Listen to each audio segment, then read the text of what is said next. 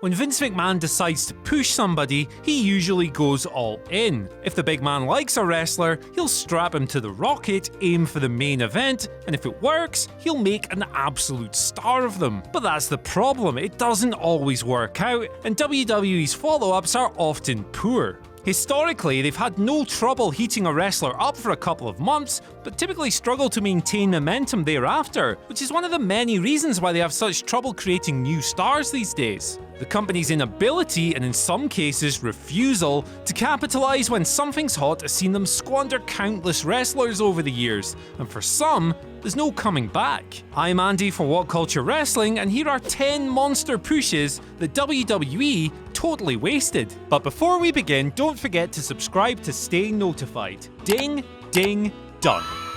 Number 10. Ryback. April 2012 saw this fella enjoy a Goldberg-esque push, obliterating jobber after jobber on his surge up the card, and while his derivative nature drew plenty of derision from the fans, Ryback was over in the early days. With 38 straight wins under his belt, Ryback entered the WWE title run just 5 months after debuting. He was a fresh face in the main event scene and audiences were still firmly behind him, until Brad Maddox screwed him inside Hell in a Cell. Ryback stayed in the title picture after falling to CM Punk, but he never came close to taking the gold.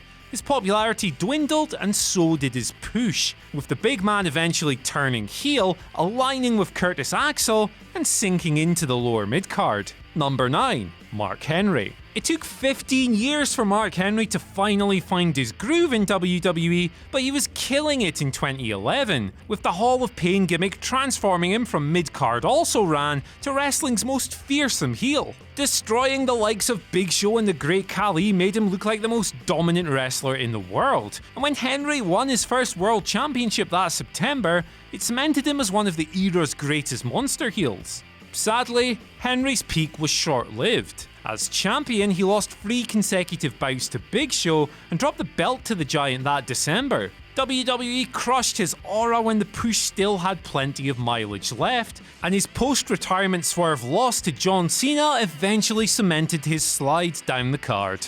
Number 8. Umaga. Repackaged from 3-minute warning thug to a bloodthirsty Samoan savage after returning to WWE in 2006, Umaga went on an absolute tear, scoring big wins over Ric Flair, Triple H, Shawn Michaels, and a host of others. He eventually ran into John Cena, and like many wrestlers before and after him, this was where Umaga's push went to die. Big John notched consecutive wins over the monster at New Year's Revolution and Royal Rumble 2007. He was never quite the same afterwards, and unfortunately, the impression was that he was only ever built up to put Cena over in the first place. Number 7. Rusev.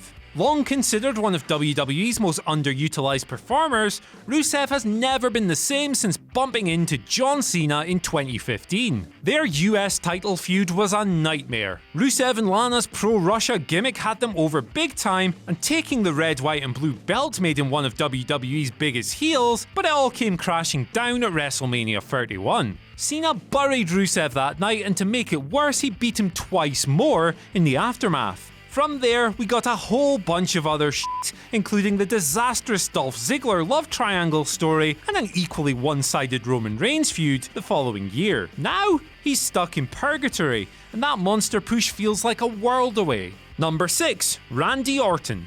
Though clearly one of Vince McMahon's golden boys, WWE haven't always maximised Randy Orton's pushes, and they missed the chance to make him a huge era-defining heel in 2009. His McMahon punting spree was awesome. Randy was a full-on psychopath, with Vince, Stephanie and Shane all falling by his boot, leading to a big Mania match with Triple H. Orton winning should have been a no-brainer. He'd never been hotter and was at his most compelling at the time, but nah.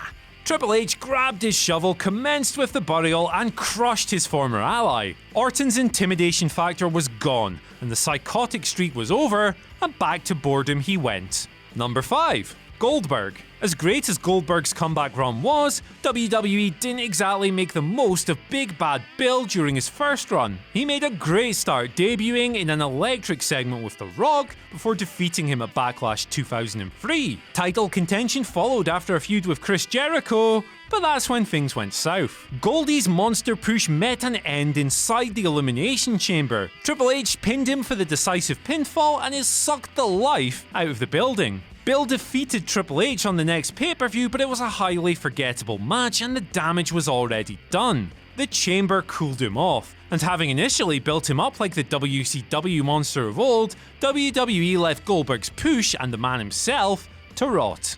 Number 4. Wade Barrett. The former Nexus leader should have been WWE's first British World Champion, but that stable's problematic end meant this was never going to happen. Barrett and his gang of rogues ruled WWE for months. It led to a big 7-on-7 match with a group of John Cena-led WWE loyalists at SummerSlam, which they should have won, but Super Cena didn't feel like losing that night.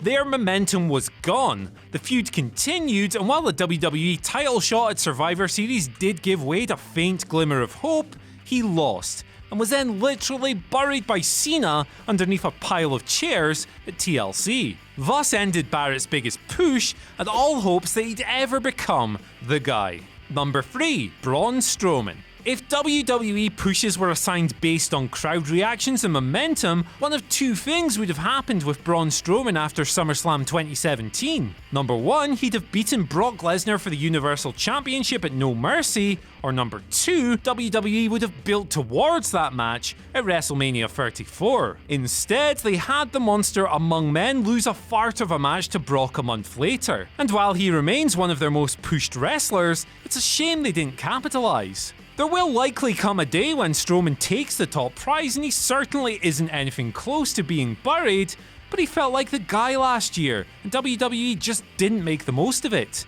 Number 2. Bray Wyatt. Battered, broken and beaten out of shape, the Bray Wyatt of 2018 is an empty husk of the character he used to be, with years of piss-poor booking and creative direction obliterating his appeal. Debuting in 2012, the Wyatt family were refreshingly different, and Bray's cult leader character was intoxicating. He had an aura that fans hadn't experienced since The Undertaker's prime, and all signs pointed towards him and the family becoming major fixtures. With his mystique still growing, Wyatt met John Cena in 2013, and surprise, surprise, that's where things went wrong. Cena single-handedly fought off the entire Wyatt family en route to pinning Bray at WrestleMania. Afterwards, Bray bounced from feud to feud, rarely ever winning on pay-per-view. He eventually became a self-parody, an object of ridicule, and perhaps an unsalvageable project.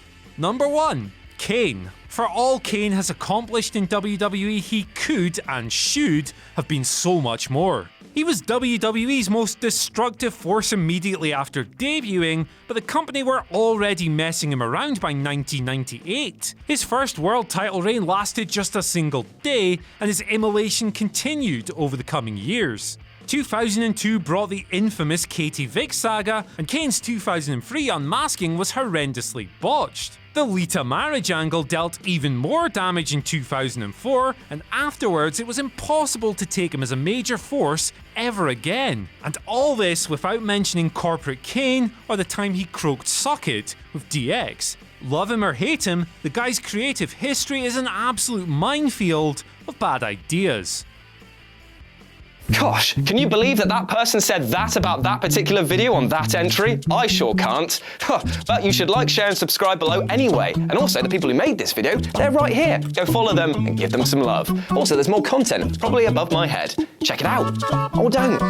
50-50.